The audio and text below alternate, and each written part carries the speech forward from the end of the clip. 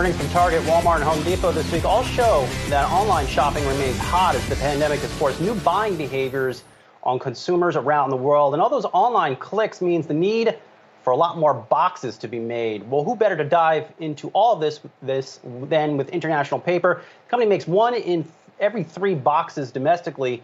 International Paper Chairman and CEO Mark Sutton joins us now. Mark, good to see you. We've gotten some big blowout earnings results from retailers, most notably online. What are you seeing in your business right now? Good morning, Brian, and thanks for having me on. We are seeing very strong demand in the e-commerce space, to your point. Last year, with the shutdowns and all the things that happened in the pandemic, the supply chains for packaging really shifted around. And when we look back on 2020, we saw more than 50% growth in the e-commerce channels to market. And just in the past quarter, we announced our earnings a couple of weeks ago. We were seeing numbers in 2021 that are 25% above that. The belief is that we've got a lot of new adopters that weren't big e-commerce users before, and they are likely to stay with it at some level. So it's a different box. It's a different set of machines. It's a different installed capital base. So we have scrambled really very successfully to meet all our customers' demand, but it is real, and we think there's a level of stickiness to the shift to that channel to market. You know, Mark, just kind of thinking broadly about where you guys sit in, let's call it the global commerce supply chain. We have heard from all kinds of companies about the bottlenecks that they've had, whether it's getting their own supplies, getting things shipped overseas, being able to find a container for something that needs to go out. What has that bottleneck been like from your vantage point? And as we sit here today, towards the end of May 2021, are things starting to normalize, or is the global supply chain still stressed at almost an unprecedented level?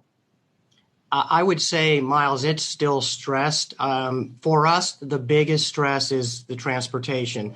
Inputs to our company, the materials we use to make our products, but more importantly, the output. So the trucking in the U.S. the velocity is hit and miss. A rail is returning more to normal.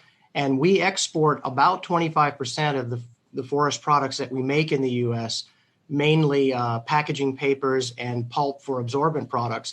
And those use the sea containers. And that's been our biggest bottleneck, is getting our products that are made here to markets in Europe and Asia, and in some cases, Latin America. So we've had to adjust, expectations with customers on when to place an order because of how long it'll take to actually get to the customer's location to be made into the final product. Mark, it's Julie here. When it comes to actual raw material for you guys, how much of the finished products you make, or how much of everything that you make, is from recycled materials? And so does that give you a more consistent input supply chain than perhaps some other products? It does, Julie. Hi. We are about 35% recycled content into our products, and the balance is made from tree fiber that's grown for that purpose, mostly softwood fiber, and that has the technical characteristics to make sure, for example, a box can withstand all of the challenges it's going to see in the supply chain.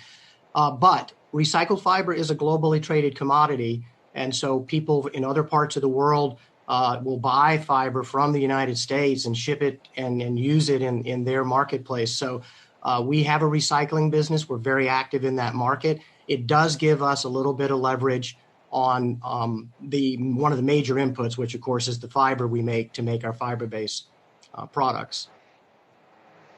And Mark, just based on what you're seeing in inflation and the demand for boxes, do you just think the U.S. economy is starting to overheat?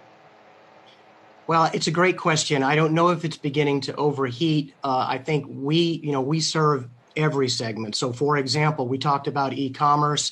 We've done a lot of work there, but some of it's come at the expense of the traditional food service supply chain. So restaurants that weren't fully open, a lot of the materials that were going to restaurants ended up going to grocery stores and ended up going to ship to home. So for us, we see a shift returning a little more to normal. But the labor market is an area where we're seeing potentially some overheating. And I know a lot of people have talked about that, and a lot of people are dealing with that. I do think it will settle out as the year goes forward, and people feel more comfortable around where we have vaccines and all the things that make people feel like they're ready to get back out into the economy and in some cases back into the workforce. And Mark, real quickly before we let you go, your spinoff of your printing division, that's still on track for the third quarter? It's still on track, and we announced that in December, and it's all about continuing to focus International Paper on packaging and absorbent pulp and really growing those businesses and allowing our paper business, which is the world's largest and it's a global business, to really pursue the appropriate strategy for a business papers segment. All right, we'll leave it there. International Paper Chairman and CEO Mark Sutton, good to see you.